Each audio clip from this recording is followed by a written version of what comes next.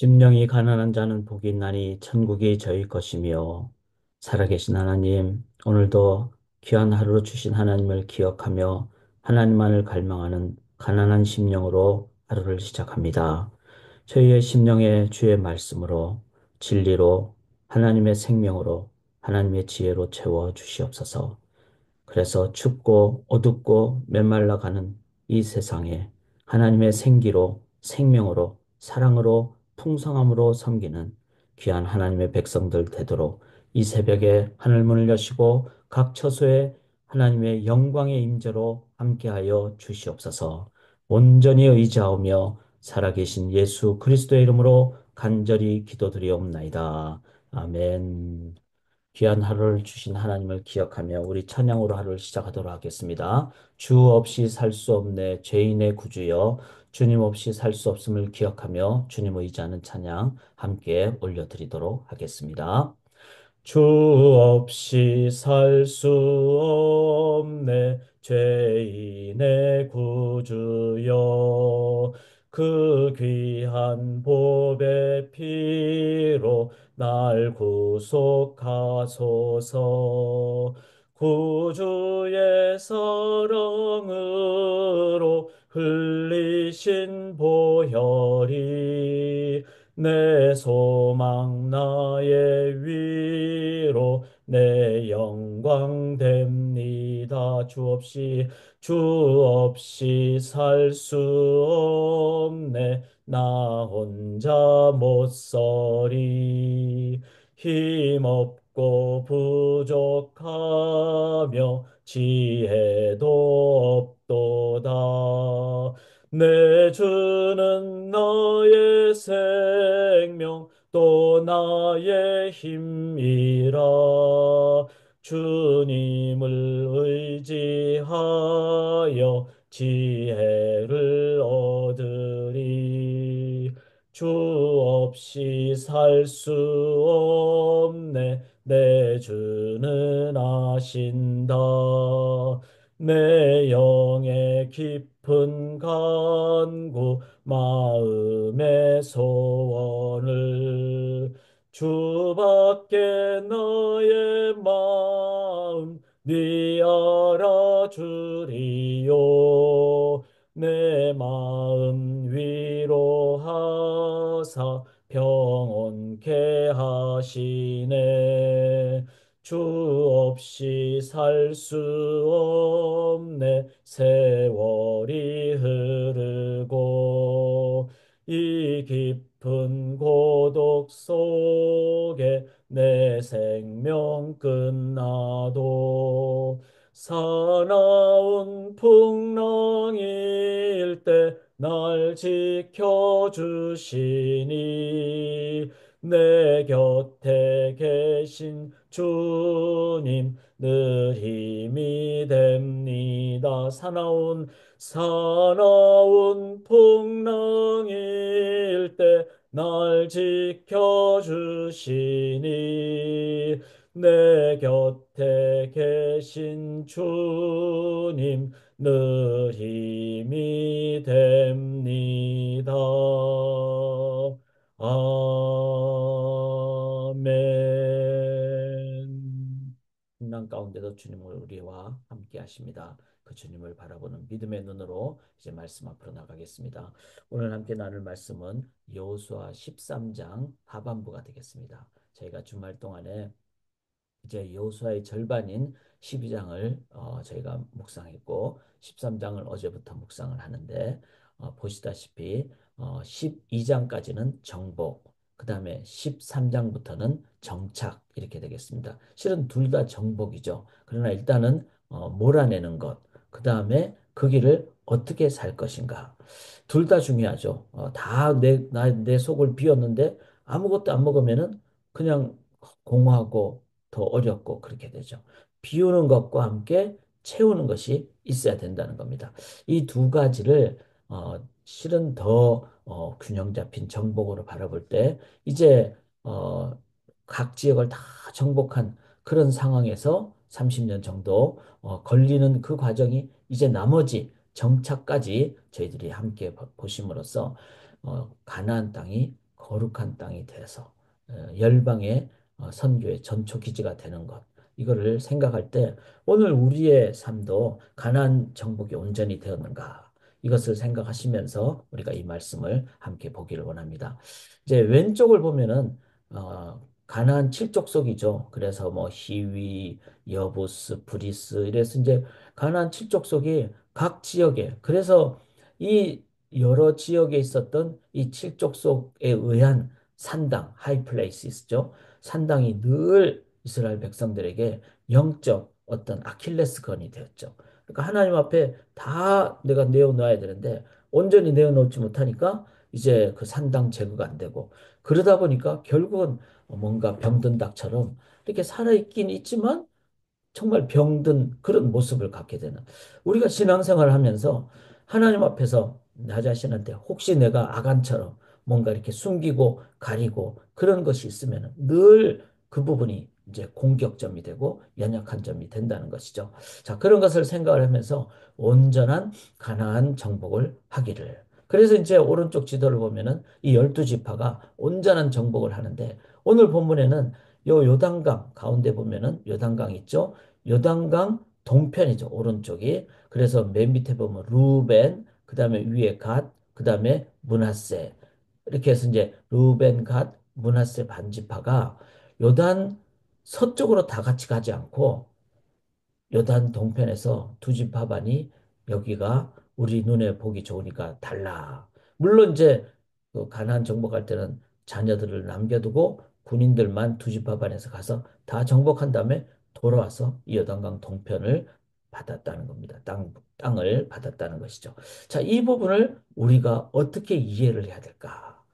이 부분은 이제 신학적으로 조금은 여러 가지 어떤 뭐 의미를 저희들이 해석을 할 수 있습니다. 그러나 제가 성경 전체를 봤을 때 이렇게 왼쪽에 9지파반, 오른쪽에 2지파반 이렇게 있었다는 것은 그 자체가 갖는 맹점이 있지 않는가. 그러면 이거는 무슨 의미입니까? 그래서 오늘 제목을 신앙 공동체적 관점에서 바라본 가나안 정복. 그래서 우리는 하나님께서 공동체로 부르셨죠. 아담과 하와도 공동체로 부르셨고, 그리고 주의 몸된 교회도 두세 사람이 내 이름으로 모인 곳에는 심지어는 삼일체 하나님이 공동체적인 관점이죠. 그리고 우리는 그 하나님을 따라가는 하나님의 백성들이라는 점이죠. 이런 면에서 공동체는 특별히 신앙 관점에서 참으로 중요합니다. 왜? 하나가 될 때, 그때 이제는 다른 어떤 전쟁에서 승리할 수가 있죠. 군대에서 제일 중요한 것은 하나의 통일이죠. 명령대로 통일해야 되는데 한쪽은 오른쪽으로 가고 한쪽은 왼쪽으로 가고 그러면 뭐 전혀 안 되듯이 그런 면에서 이 공동체라는 것은 우리가 영적 전쟁에서도 아주 중요하다. 왜? 혼자보다는 같이 할 때 더 강력해지고 그리고 마음이 하나가 될 때 온전히 되고 자 그러나 이 부분에서 유니포멀리티 무조건 전부가 동일하게 돼야 된다. 이걸 얘기하지 않습니다. 은사도 다 다르는데 그리고 각기 그 사역 영역이 다르죠. 그리고 각자가 갖고 있는 어떤 하나님 주신 재능도 다르고 달란트도 다르고 그러나 하나님을 위해서 사용하는 이제 그런 면에서 세상은 여러 가지 다양한 점이 있죠. 우리가 보수만 최고입니까?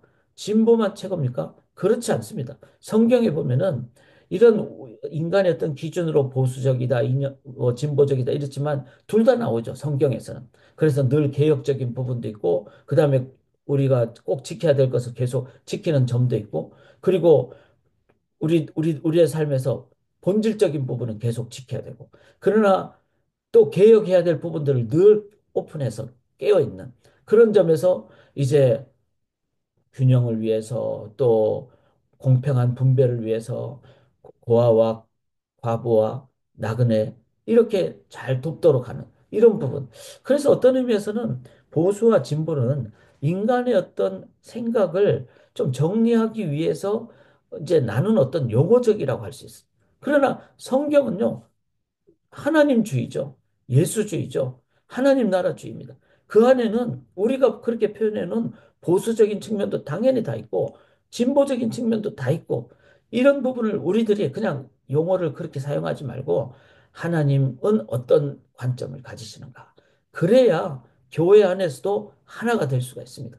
그리고 이 하나가 되는 것이 어떻게 되는가, 또 왜 중요한가, 이것을 앞으로도 우리가 잘 살펴보면서 이 분란이 많은 세상에 우리들은 하나님의 뜻만 바라보고 그 뜻대로 함께 나아갈 때 우리들은 이 세상을 향해서 바른 길을 제시하게 된다는 것입니다. 진정한 하나님주의, 진정한 하나가 되는 것. 그것을 위해서 앞으로 우리가 기도하고 나아갈 수 있기를 원합니다. 자, 문제는 요단강 동편을 두 지파반이 남았다는 거죠. 과연 그것을 우리들이 어떻게 이해할 것인가? 자, 이거는 성경 전체를 보면서 제가 조금 더 묵상한 부분이라는 관점에서 나눈다면요. 첫째는 보면은 믿음의 약화가 있는 거죠. 자, 하나님은 어떻게 말씀하셨습니까? 출애굽기 19장에 가나안을 정복하고 너희를 열방의 제사장 나라가 될 것이다. 이렇게 얘기했어요. 그러면은 실은 가나안 정복보다 더 중요한 것은 열방의 복음 증거가 제일 중요하죠. 열방의 하나님 나라를 세우는 것이 제일 중요하죠. 그런데 눈앞에 보이는 어떤 평지, 여기 제가 평지를 표현을 했잖아요. 평지는 이 루벤 갓 므낫세 반지파는 가축이 많았다고 나와 있습니다. 가축이 많은 이들에게는 좋은 땅이죠. 그런데 눈에 보이는 좋은 땅보다 더 봐야 될 것은 뭐죠? 하나님의 약속이죠. 그리고 그 하나님께서는 비록 가축을 기르기가 힘드는, 어떻게 보면 좁게 보이는 요단강 서편, 즉 가나안 땅에 가는 것이 조금은 뭐 불편하고 조금은 우리에게 좀 좋지 않다 할지라도 그 이상을 뛰어넘는 하나님께서, 아니 광야에서 40년 동안 굶어 죽게 안 하신 그 만나와 그 물을 주신 하나님, 그 하나님을 기억한다면은 왜 가나안 동편을 넘어서 서편까지 가지 못했겠습니까? 이 속에는 믿음이라는 하나님의 약속 대신에 인본주의적인 관점, 내가 생각한 눈에 좋은 풍성한 땅, 그리고 믿음이라는 하나님의 큰 그림에 대한 것보다는 내 눈에 보이는 나의 좁은 관점.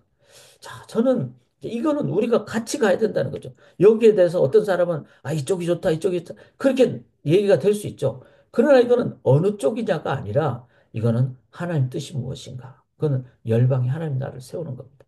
그렇다면은 우리는 하나님의 뜻대로 나아가고 내 생각을 앞세우지 않고 이렇게 하는, 그리고 눈에 좋은 뭐 풍성한 땅.